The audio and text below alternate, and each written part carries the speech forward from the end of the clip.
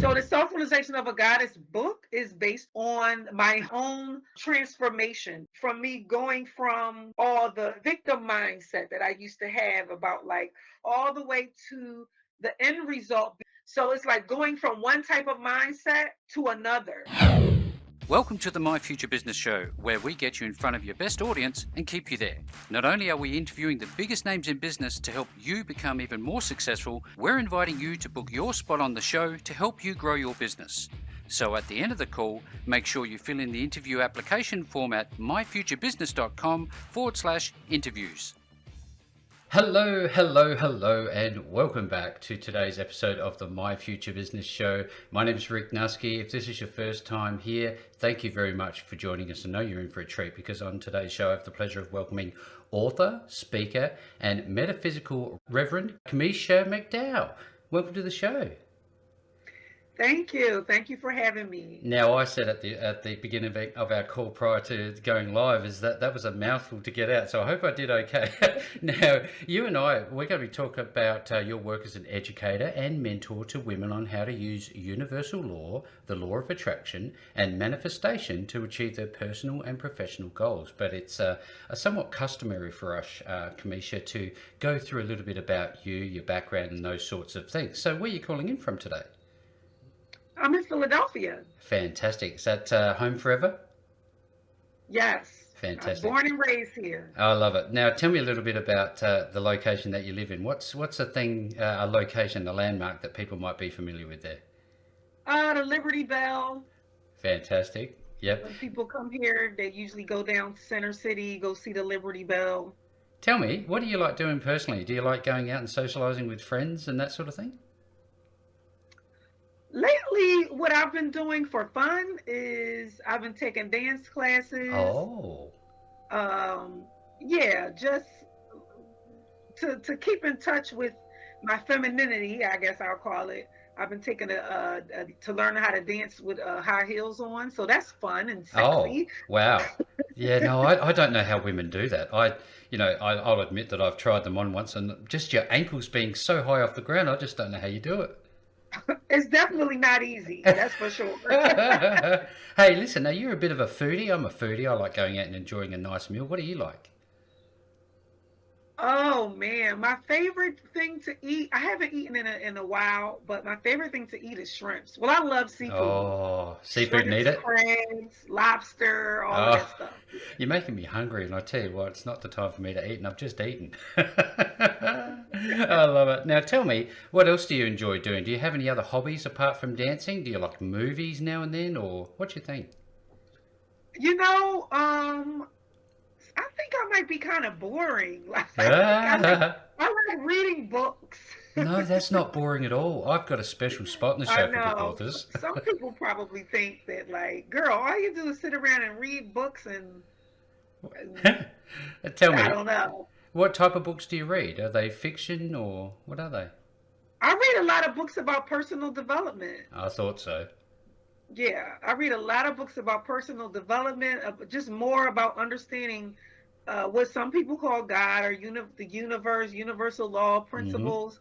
I just love it. Like I don't, even if I wasn't doing this for a living, like this is just what I love to think about. Mm-hmm. Mm-hmm. So yeah, that's the main thing Fantastic. that I do. Now, this is great for context because it gives a bit of pulls the curtain back about the person behind the business and what you do for a profession. Because I think that's what makes the My Future Business Show just that little bit unique is that we get to learn about you. So, with that, are you a pet person? I'm a pet person. I am a pet person.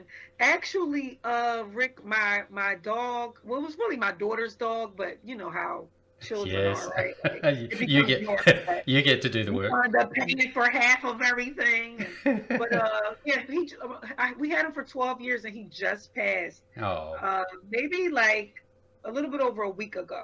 oh, sorry to hear Yeah. that.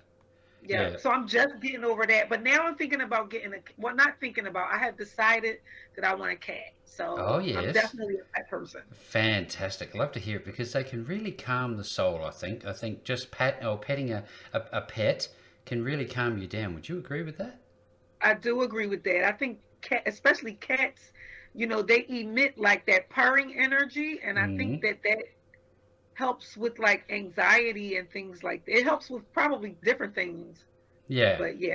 I find that my children, they really calm down. They're 7 and 10, and they're quite wild at times. But when they get the dogs around them, they seem to turn into different people. And if I'm telling the pets Mhm. off for whatever reason, they tell me off. Yeah.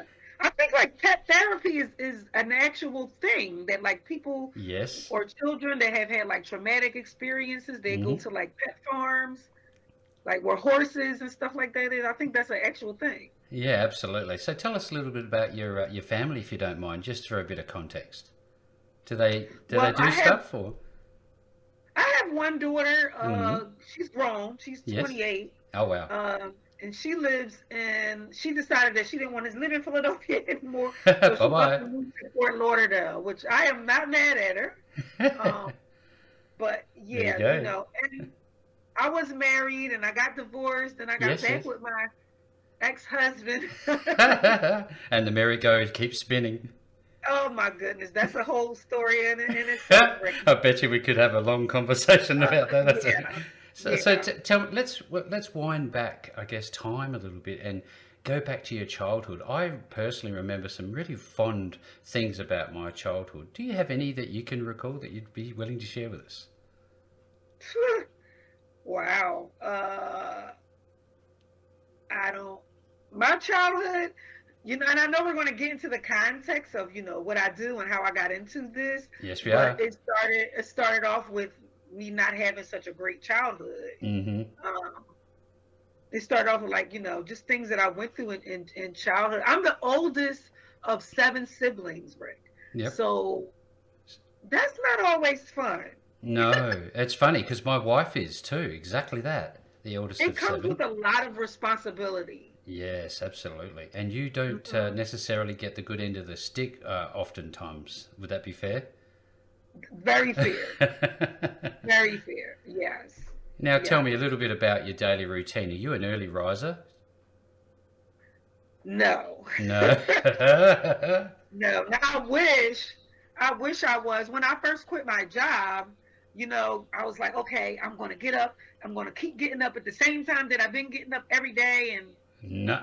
4 years later, it's like, it's 9 o'clock. All right, I guess I'll get up and start. I love it. No, I know. If you're anything like me, Kamisha, you like relaxation away from your business. Do you find that that's important for you? Yes. Yep. Yes. And do you I give used to yourself be. time? I'm sorry. Go ahead. Do you give yourself that time? That's what I was going to say, right? I used to did not watch a lot of television. I actually don't have a television in my house. I Oh, sold okay. my television. That's fair When I enough. do want to watch something and just be a regular human, as I like to call it, Yep. uh, I'll just go find something on Netflix and just watch it on my computer.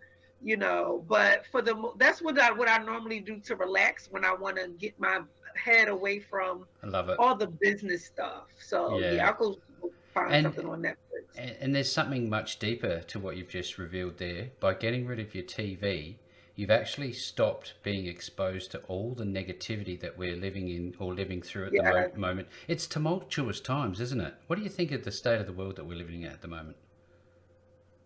Well, I think it's two parts. I think well, first of all, I think social media has replaced the television for the Mm, most part. yep, Right. So even though I don't watch TV, I'm on social media a lot. And then my business is very much social media based. of So I course. do spend a lot of time on there. But as far as where we are in the world, I believe that we are collectively waking up to the concept of us all being creators.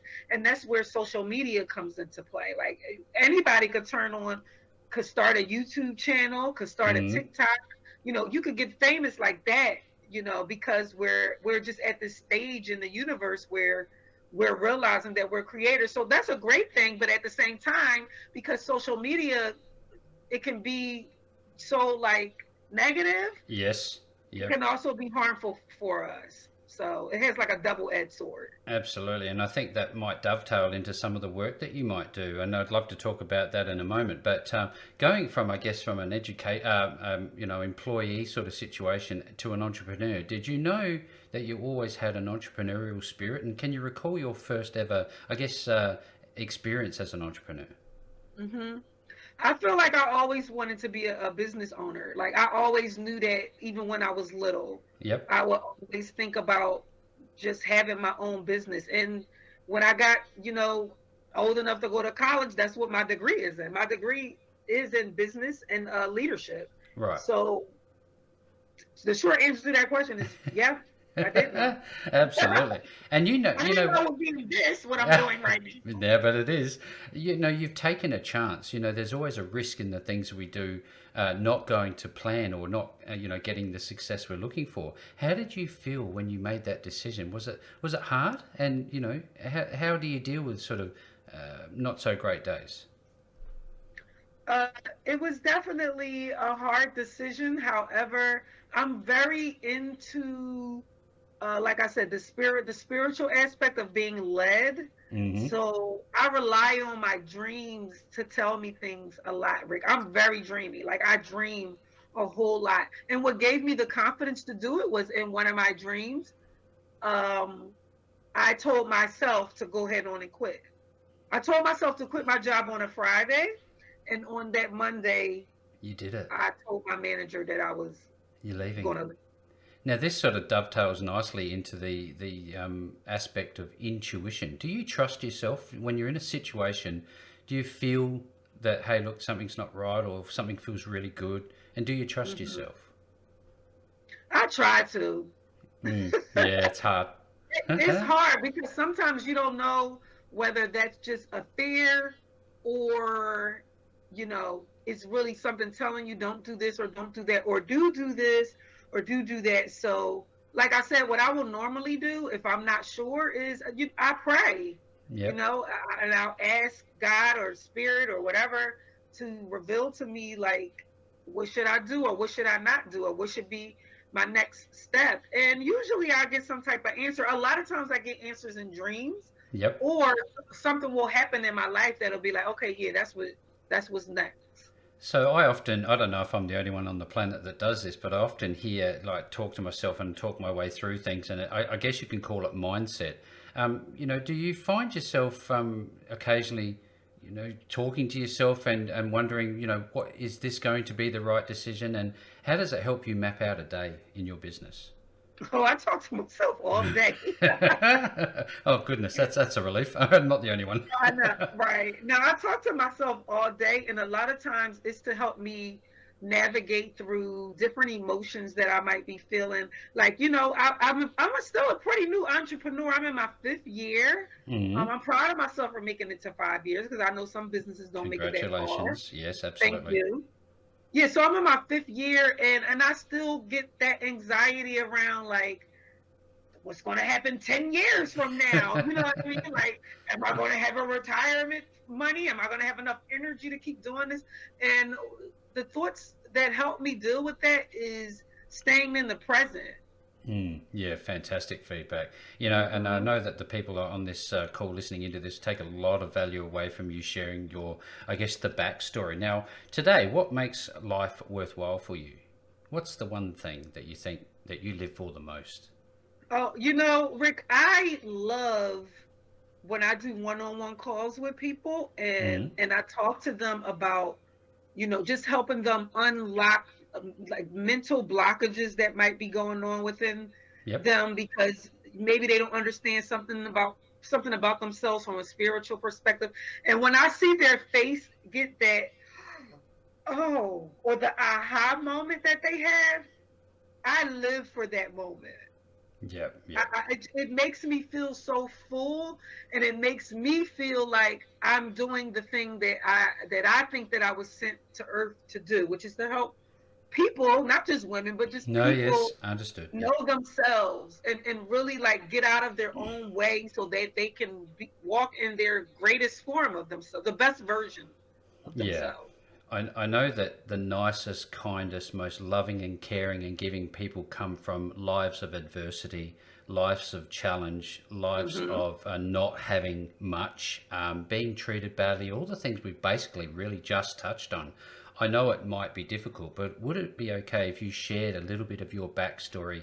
I read on your bio and on your website about abandonment, teenage motherhood, low self-esteem, exposure to domestic violence, and those sorts of things. Can you talk us a little bit through your story?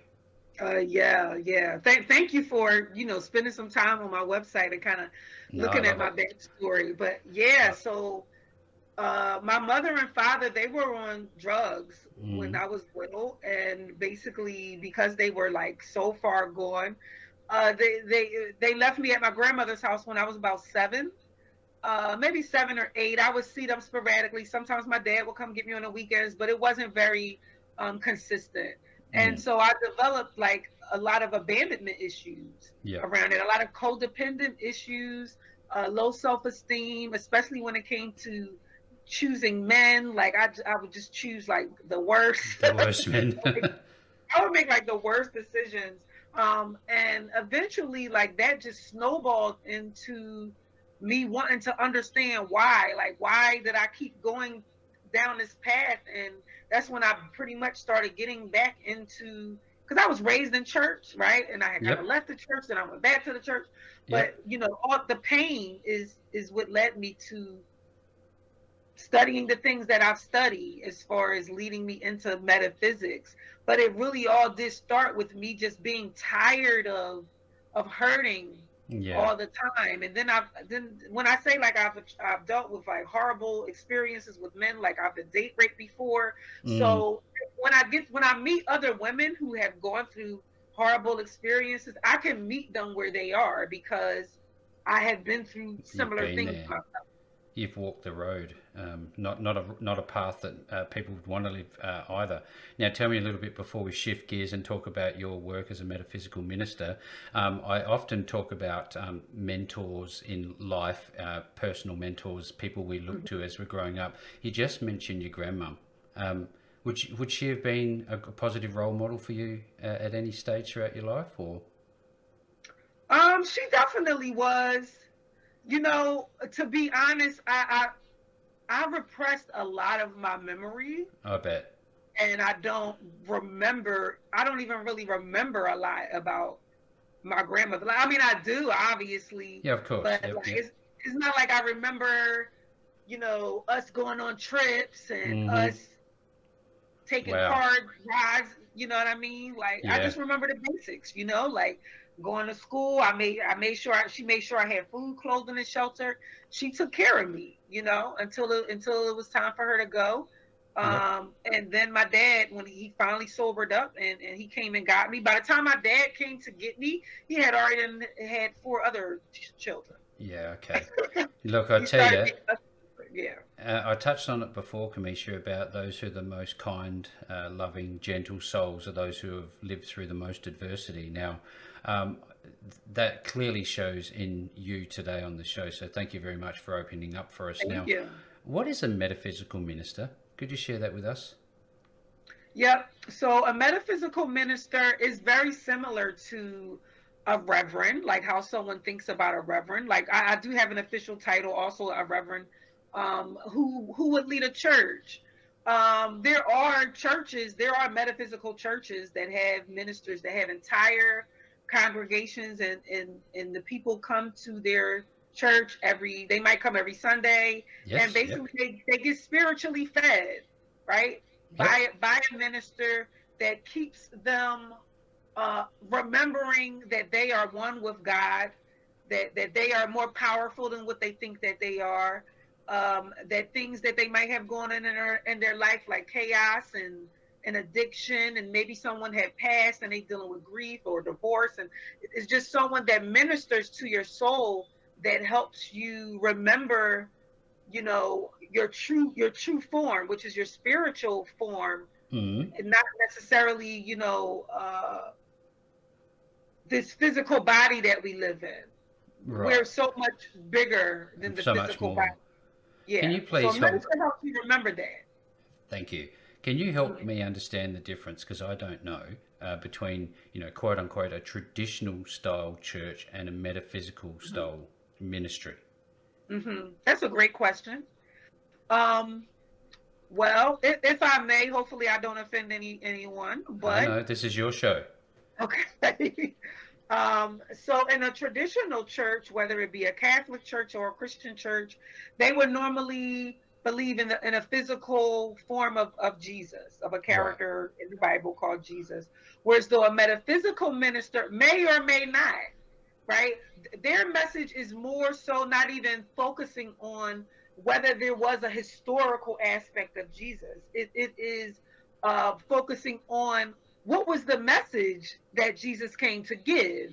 That's way more important than whether there was a physical character, because there's a lot of people who they can quote the Bible up and down, Mm. but then they don't really understand the fullness of the scriptures. So a metaphysical minister would focus more on the non-physical characters or things that go beyond the physical. Like that's Right. literally what metaphysical means. It means to go Yes. beyond the physical. Yep.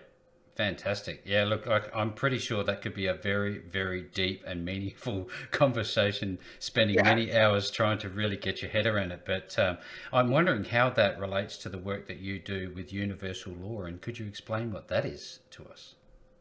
So with the work that I do, uh, I help people understand that everything that we experience and that we go through in life, Mm. that it's really under what I call anyway, and it's even Googleable if you want to call it that. But all of our experience are under a divine law or a Mm. cosmic law or a universal law, and that law is primarily based on how you think and feel about yourself, right? So if you think and feel that you are one with the all, which is the entire everything that represents God or the universe, then that automatically makes you a creator, just like God is a creator, right? Or we might refer to God as the creator. Well, if you are an extension of that, then you are also a creator. So by me helping people understand this law, that they have the same type of energy over Yep. themselves anyway. That doesn't mean that you're God over other people and things of that nature. No, it means that you are a creator within yourself and you can create your own reality. You can manifest your own reality according to what you imagine in your mind, how you feel, the words that you're saying, what you believe. And a Mm. lot of times people will just put themselves on autopilot and they just allow life to just unfold however. And then they don't like their lives No. because they're just allowing things to unfold rather than them taking the position as a creator, co-creating with the law of the universe. I Yeah, hope I great. made sense. No, absolutely. You're simplifying the complex because I'm sure there's lots of people who are like me that don't really understand. So I do appreciate you spending the time. Now, Kamisha, what's the difference between law of attraction and universal law, or are they one and the same? uh, Beneath it, everything is really the same. We use a lot of different words to say the same thing. Yeah, yeah, Like sometimes fantastic. people will say, "Oh, there's 12 universal laws," and it's like, there's really only one universal law, and that is the law of self. That is the law of I am. So the difference between what we might call the law of attraction and universal law, well, universal law is the law of attraction. Yes, I Universal see. law is the law of what goes around comes around, Yep, which fantastic. is the same as you attracting things to you. Yep, yep, fantastic feedback. Now, when we started off the call, you talked about how you are now dancing to, I guess that to nurture that feminine side.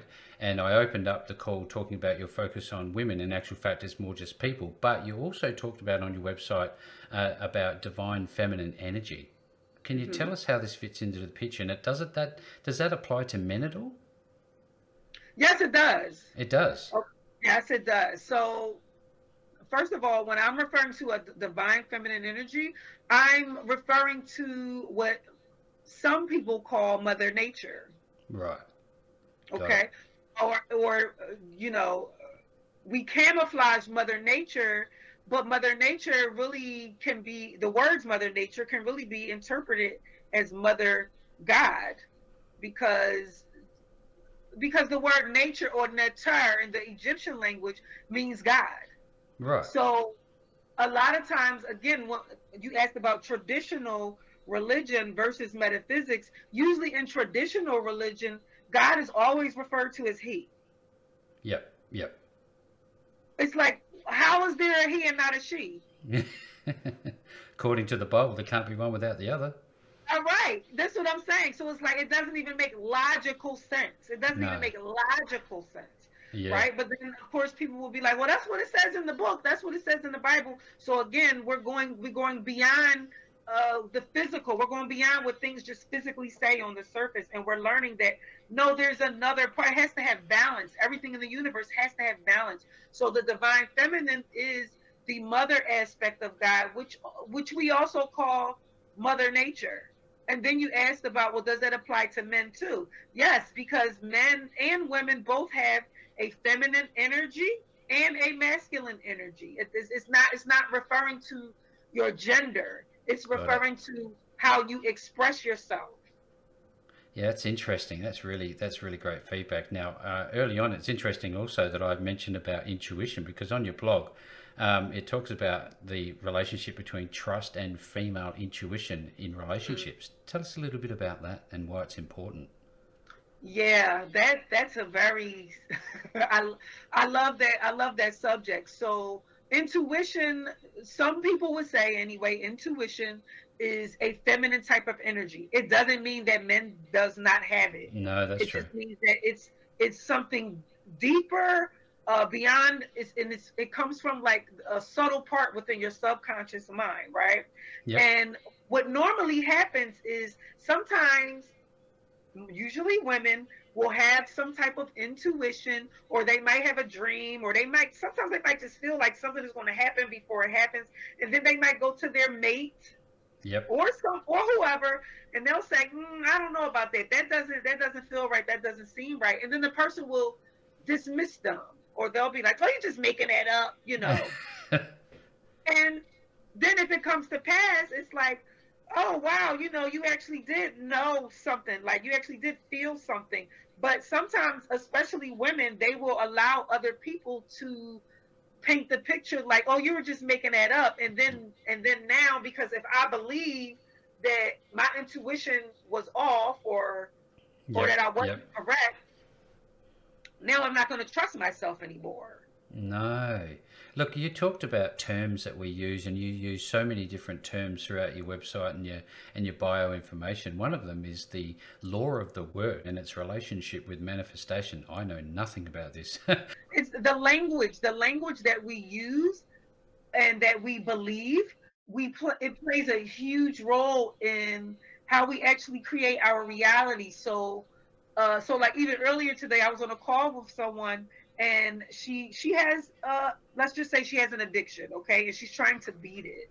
Mm-hmm. And she kept saying that she was going to try to do things. She kept saying, well, I'm going to try. Or she was saying, well, I might do this. And I would, in love, I would nudge her and say, you're using a lot of vague language, and that's the reason why you're not going to accomplish it.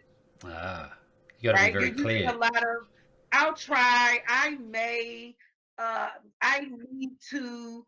When you use that type of language, you're not being very certain, Yep. and you're already halfway excusing yourself from even creating that reality. You've already halfway excused yourself from creating that reality for yourself. And Rick, if you look at the word world, it has the word word in it, Of course. I love it. right? So that tells us right there that the world, or the world that we live in, whether it's in our head or the physical world that we live in, it's created by words.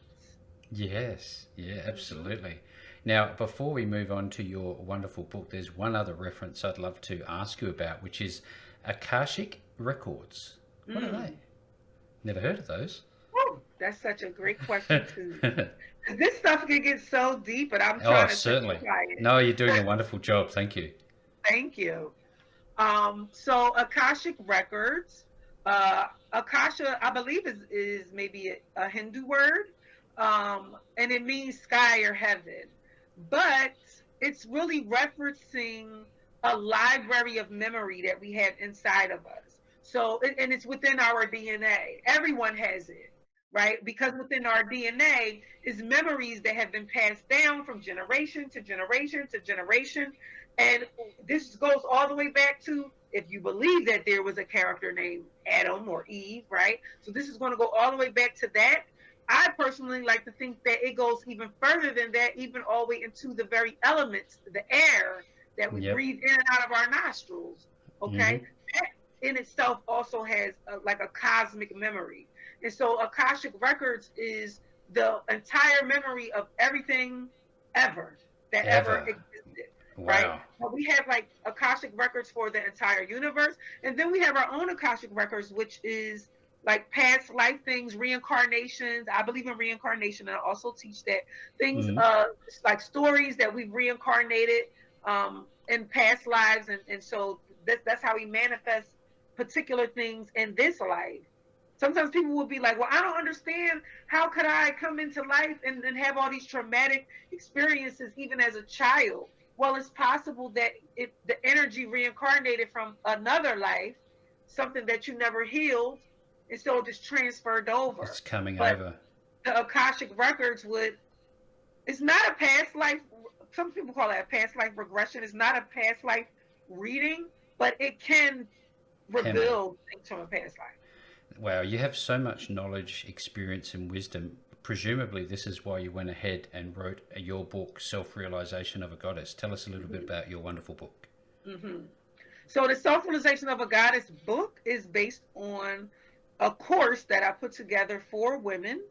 It's 13 steps in it, and it basically is based on my own transformation. It's like major steps that I made from me going from all the victim mindset that I used to have about like, why is this happening to me? And Ah, yes. how come I can't find love? And just the stories that I used to tell myself, all the way to the end result being, or remembering that I'm a creator and that I can create my reality, and that I can have the things that I desire in my life, and that I can have the freedom to do what I would like to really do. And so it's like going from one type of mindset to another. It has all of those steps in there. Yeah, fantastic. Now, tell me something. Do you enjoy writing? Do you enjoy that process? And I did love or was it writing. hard? Yeah. I wish I had more time. Well, there, see, there's that language that I was talking about. I wish Ah, I had it, yes. right? You are Because if aware. I really wanted to, I could make time for it. Yeah, absolutely. Now, tell me, when you got to the end, how did it make you feel? How was it? What was that like? You said when I went to where? When you finished writing your book Oh, based on your program or your program in itself, how did it make you feel? I felt very accomplished. I felt very much like a release, almost like, well, maybe you wouldn't know, Rick, but like birthing a baby. Well, I've seen one. I've seen two actually, so they're interesting experiences. It is. And you know how much the labor that goes into it, the sweat, the tears, the being up all night, the crying, Oh yeah. the not knowing when is this going to actually be done, you know what I mean? Like I went through all of that, and when it was finally done, I felt like, okay, I birthed a baby here. Yeah, That's how wow. Yeah, I can imagine why you would say that as an author myself. Now, do you plan to write any other books? Is there anything in the pipeline? I would like to write another book about Akashic Records and how important they really are. I feel like I need to do more studying and research and get even more understanding within myself, because I don't know everything. You know what I mean? Like, I'm No, still no. sharing what I have learned, but Yep. I feel like, yeah, I would want to. I am. Let me claim Yeah, it. I am. I love it. I love how you're self-aware, and I love all of the energy that you've brought to today's call. Now, we're already getting to the point into the call. It's amazing how time flies when you're having great conversations. Now, tell me a little bit about when somebody wants to connect with you, maybe even work with you. What is the process, and where are they going to find you? Okay. So the easiest way to find me is to just Google, Reverend Kimesha, Kimesha. But I'm on all platforms, either under Reverend Kimesha or Black Fire Nation. Got it. BLAQ Fire Nation. Now that's just to like find me on social media. I actually have a TikTok right now that's going viral, and I'm very proud of Wow. it. Well done. Yeah, it has over 1 million views right Wow. now. But That's crazy. I know that's what I said. I'm like, uh, and it's on a really interesting subject about what happens when you go silent for 24 hours. But anyway, yeah, so they could find me on any of those platforms. But if they wanted to personally work with me, when you go on my website, revkimesha.com, right at the top it'll say book a free 15-minute consultation. So if they just wanted to talk to me about something that was going on in their life, I make myself available, to the public, and then we can discuss if they needed more further assistance in it, we can discuss, what other products and services I have. That's great feedback. If you're on the call Mm-hmm. today and you've enjoyed what we've spoken about and you want to connect with Kimesha to learn more about yourself and all of the wonderful processes that we've talked about today and much more, I'm pretty sure of that, make sure that you visit the website link that I provide below this post. In fact, no matter where you see the call, you're going to find a link back to the post here today. And with all that being said, Kimesha, thank you so very much for joining me on the My Future Business Show today. Thank you. Thanks for joining us today. If you enjoyed the call, then make sure to subscribe, leave a comment, share us with your friends, and book your spot on the show at myfuturebusiness.com/interviews. And if you're looking for solutions that will help grow your business, then visit myfuturebusiness.com/shop.